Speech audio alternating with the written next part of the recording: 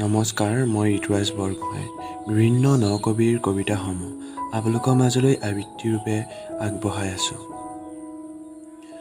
আৰু আজি জোনমণি ৰাভাৰ বিয়োগত গভীৰ শোক প্ৰকাশ কৰি চিপাঝাৰ দৰঙৰ পৰা বলেন্দ্ৰনাথদেৱে এটি কবিতা আগবঢ়াইছে আৰু আজি কবিতাটোৰ আবৃত্তি কৰিছোঁ মই ঋতুৰাজবৰগোহাঁই। আৰু আমাৰ চেনেলটোত যদি নতুনকৈ আহিছে তেন্তে চেনেলটো ছাবস্ক্ৰাইব কৰি থ'ব আৰু লগতে কাষতে থকা বেল আইকনটো ক্লিক কৰি থ'ব যাতে আমাৰ ভিডিঅ'সমূহ আপুনি পোনপ্ৰথমে পায়। তেন্তে আহকচোন আজিৰ আবৃত্তিটোৰ মাজলৈ যাওঁ।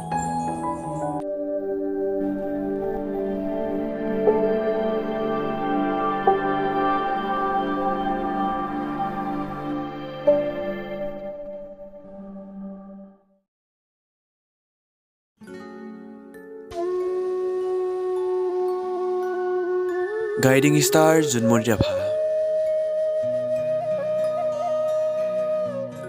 ছাঁবোৰে বিচৰণ কৰি থকা সময়ত পোহৰৰ এটা ৰাভা জিলিকি উঠিল জোনমণি ৰাভা হৃদয়ৰ ৰক্ষক। দুৰ্গম আলিবাটবোৰত তেওঁ খোজ কাঢ়িছিল উগ্ৰ আৰু সাহসেৰে। প্ৰজ্ঞা যোদ্ধা আছিল তেওঁ, সাহসী আৰু সত্যৰ।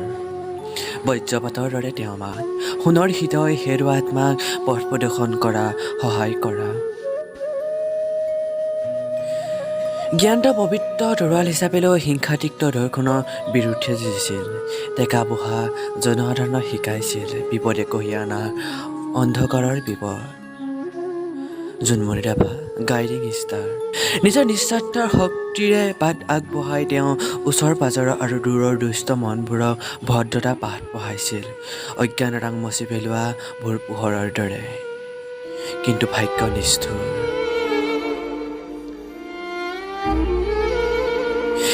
নিষ্ঠুৰ মিষ্টেজ পৰিকল্পনা অদৃশ্য আছিল, এটা কৰুণ টুইষ্ট।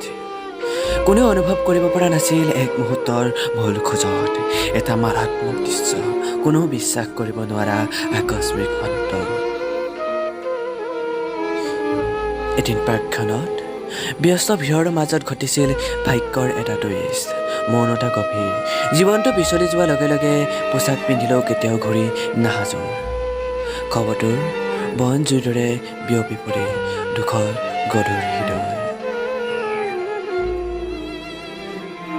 তেওঁলোকৰ আত্মাত এটা শূন্যতা, য'ত এসময়ত উপস্থিত বাস কৰিছিল এজন গুৰু হেৰুৱাই এজন প্ৰকৃত আত্মাৰ বিশ্বাস।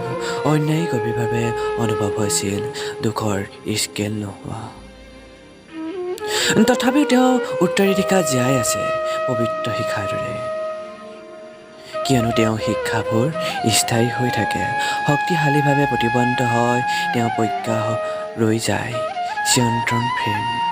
যিসকলে ভালৰ পৰা ভুল জানিছিল তেওঁলোকৰ হৃদয়ত, তেওঁ স্পৰ্শ কৰা মানুহবোৰ চিৰদিনৰ বাবে ৰূপান্তৰিত। নিজৰ বাট কঢ়িয়াই ফুৰি দূৰ দূৰণি বিয়পি শান্তি ৰক্ষা কৰি অন্ধকাৰৰ বিৰুদ্ধে সজ্জিত জোনমণি ৰাভাক তেওঁলোকে পথ প্ৰদৰ্শক জোৱাৰ হিচাপে লয়।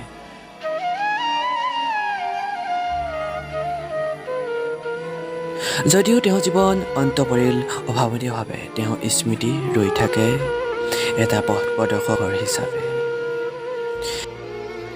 এটা সোঁৱৰণি যেন প্ৰতিটো ভোৰ ৰশ্মিত আমি ন্যায়ৰ বাবে চেষ্টা কৰিব লাগে আমাৰ সকলো শক্তিৰে, কিয়নো তেওঁৰ মৃত্যু আমি নতুনকৈ শক্তি পাওঁ।